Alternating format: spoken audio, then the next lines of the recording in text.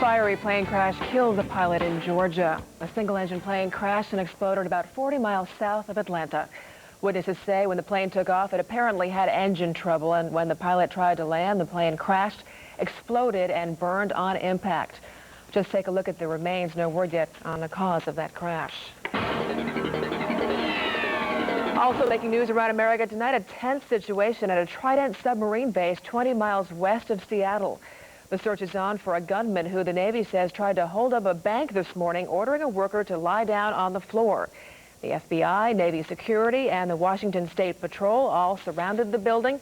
It's not yet known if the robber is still in the bank or if he's holding any hostages. Massachusetts is taking the bang out of the 4th of July fireworks plans of some people. The police are trailing cars which had been seen stopping at fireworks outlets in New Hampshire, where fireworks are legal.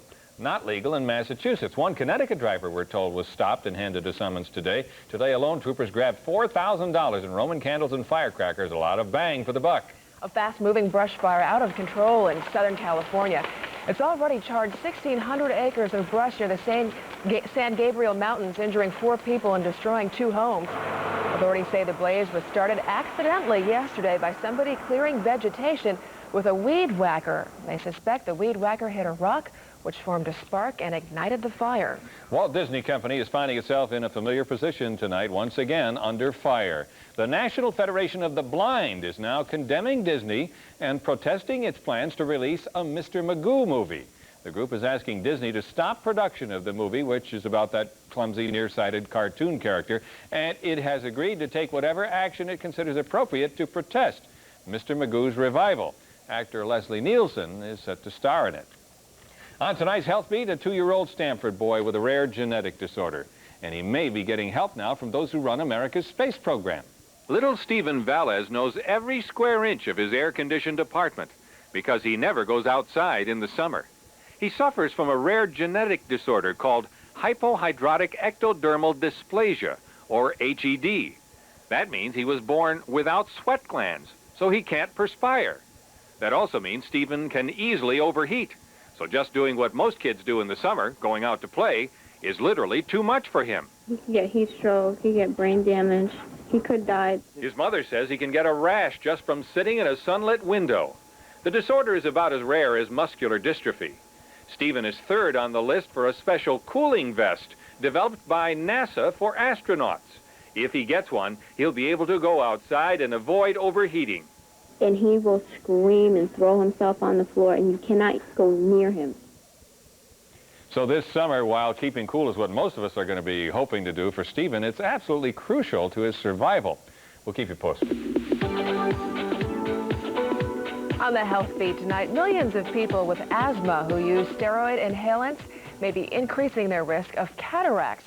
In fact, a study out of Australia shows older adults could actually be doubling their odds of cataracts. But experts here say patients should see their doctors first before they stop taking steroid drugs. Straight ahead on the Night Beat, former UConn star Rebecca Lobo on the verge of a milestone. If her New York Liberty team won tonight, it would be triple digits for Rebecca. Joe Tessitore will explain coming up in sports. And later, it's 8 feet tall, weighs 1,700 pounds, and some would say is named for our producer here on the Night Beat. Oh, and did we mention the ton of chocolate? You can't resist tonight's newsreel on Channel 3 Eyewitness News, Connecticut's news station. I think right now we're at such a comfortable stage. Yes, racism exists, but at the same time, no, it doesn't. I think we're going to have a lot of influences from the past as we grow. I mean, it doesn't matter how many youth groups we have and so forth. There's definitely going to be influence from the past. Hopefully, I think that we'll get past like looking at people just because of their color. Because I mean, there's so many problems we have to work out now. If we can't get past this, how are we going to get past things that are worse? Here's a rare look in the cabin of the Space Shuttle Columbia. You're looking at the astronauts. This is how they look during the launch. See them bouncing around, being buffeted? Well, tonight the astronauts are trying to finish some experiments up there in Earth orbit. The experiments left undone in April. They plan to set dozens of fires up in space. Not something you think they'd want to on the shuttle, but these scientists will keep the blazes well under control, guaranteed. Amazing video. It's neat to see those pictures, I know. We hope it's a lead into an amazing forecast, too, for the 4th of July. Hilton is the man who knows. He's over at the map. Good evening, Hilton. Donna, Al, I think they need some of those subway straps to hang on to on those launches. Let's take a look at our live Doppler 3 radar because it shows some scattered light showers around southern New England this evening. They vary from showers to sprinkles. We put the radar echoes into motion, and I'll explain that earlier in the day we had a pretty good area of showers. They dissipated with nightfall, and then a little upper air disturbance moves by and they fire up again. Off to the west, that's where the heavy stuff's been. A couple of severe thunderstorm watches are all that remain. The tornado watch, it was in effect for southeast Michigan and parts of Ohio, has just expired within the last 2 minutes or so. So these two thunderstorm watches are all that remain from today's earlier severe weather, and these storms will die out as they drift through the night. They will probably rekindle tomorrow afternoon as they approach southern New England, but for tonight, the severe weather is far to the west of us. All right, let's take a look at 3 Live WeatherNet, and it chronicles a muggy evening here in southern New England. 73 degrees at the Channel 3 New England Weather Service. That dew point up to 71 degrees, so it feels really damp and clammy outside with these upper 60s to low 70s temperature range. If you're thinking about the beach tomorrow, you might want to give it another thought. Showers and thunderstorms tomorrow evening for boaters and for beachgoers, so be careful. Keep a sharp eye on the weather tomorrow because some of those thunderstorms could come through and become fairly active tomorrow evening. There's Tropical Storm Anna, about 350 miles away from Cape Hatteras, moving away from land. Here's your forecast as we approach Independence Day. For tonight, mostly cloudy, a few showers. It'll be muggy overnight. Temperatures 67 to 70 for tomorrow. A lot of clouds around. It'll be humid. Some showers and thunder showers tomorrow, especially tomorrow evening, and some of those thunderstorms could be strong tomorrow evening. Temperatures near 80, and the 5-day planner shows the 4th of July partly cloudy. There is a slight chance of a shower on the 4th, but not a big enough one so that we'd put in a symbol, and it looks like most of the 4-day holiday is going to be dry. Music to our ears. All right, thanks, Hilton. All right. They are celebrating Independence Day a little early in Vernon tonight. Revelers gathered to celebrate freedom and take in a fireworks show. An explosive holiday display filled the sky over Rockville High School and kicked off the week of the 4th with such a bang. The festivities included a concert as well. Stay with Eyewitness News NightBEAT throughout the weekend for a lot more of the festive scenes you're looking at right here. We didn't ooh and ah. Amazing. It's beautiful. But you will when you see Joe's sports report. Yeah, we got some fireworks on the court. Hey, let's play some word association. I say Lobo, you say, well, if you said winner, you're more than right. Wait till you hear what the former Husky star has done now. Plus, Bernie, Bernie, Bernie. The crowd wanted it, the script called for it, but could the Yankee favorite deliver it? We've got the answer next.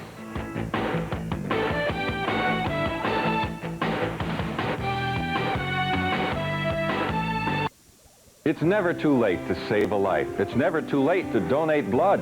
Hi, I'm Al Terzi. Blood is a priceless gift. Science can't duplicate it. People just can't live without it. And blood depends upon people. Are you too old to donate blood? Absolutely not. It's your health that counts. If you're 17 years of age or more, weigh at least 110 pounds, and are in good health, you may be eligible. There is no upper age limit for giving blood. Call 1-800-GIVE-LIFE for an appointment.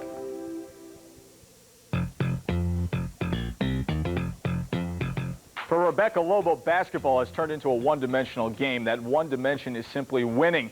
Tonight she was going for her 100th straight victory. Mom Ruth Ann watching from UConn to Team USA, now the WNBA's New York Liberty against Houston.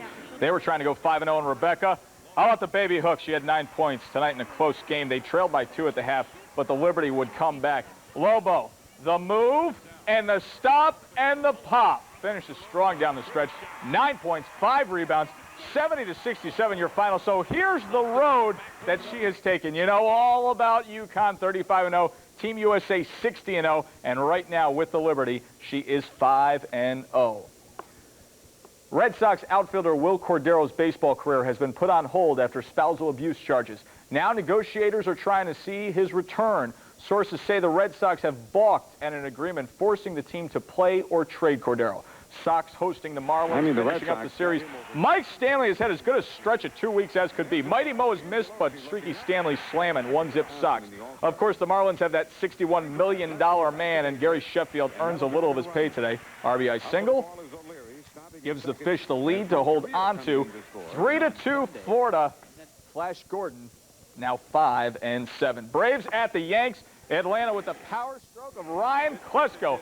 Dwight Gooden rocked here, 2-zip Braves, but it came down to Bernie Williams back from injury in the ninth, game on the line. Greg Maddux says, Bernie, Cree's job. Called strikeout. Oh, that hurts. Look at Bernie say, what up? Atlanta, 2-zip Maddux, just awesome. 11-3, 8 strikeouts, only 3 hits.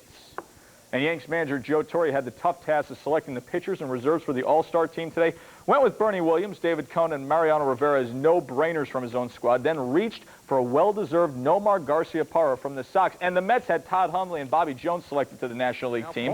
And they could have used some All-Star performances against the Tigers in the 8th. Mets only down 1, but Melvin Nieves, are you kidding me? Look at this. See ya. Way out of there. 2-run rip. Seals the sweep.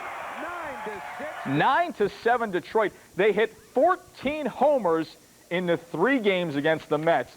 NBA news. It didn't take Patrick Ewing long to say, where do I sign? One day after becoming a free agent, Ewing inked a new deal with the Knicks.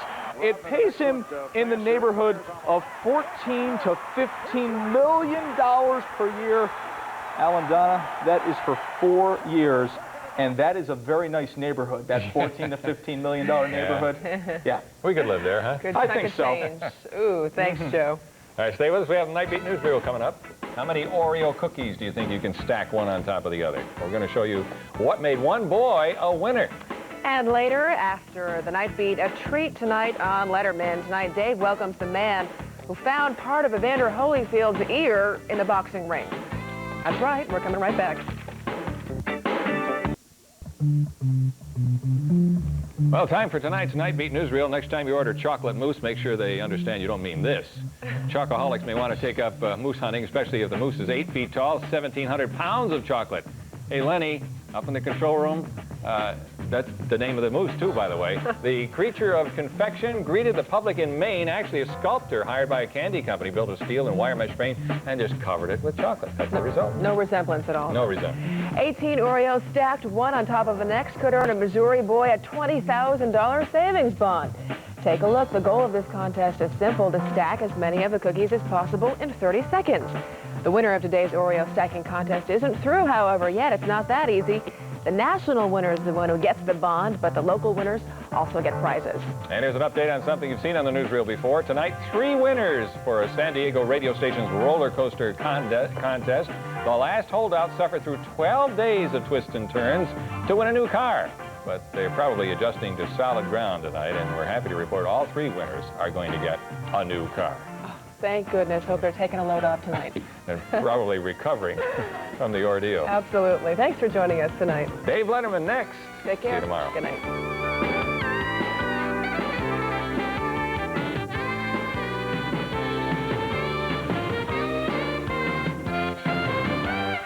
The New England Weather Service, Connecticut's most accurate forecast.